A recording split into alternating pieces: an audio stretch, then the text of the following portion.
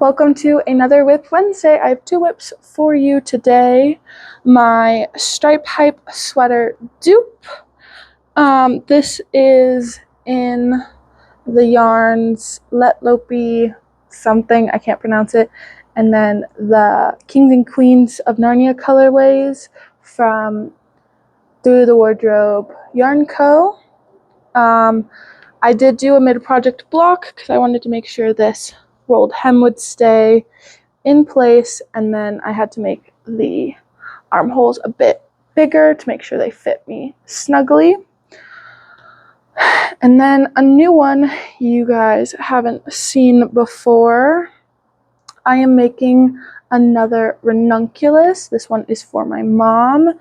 I am using this yarn. Really loving it. Drape is beautiful.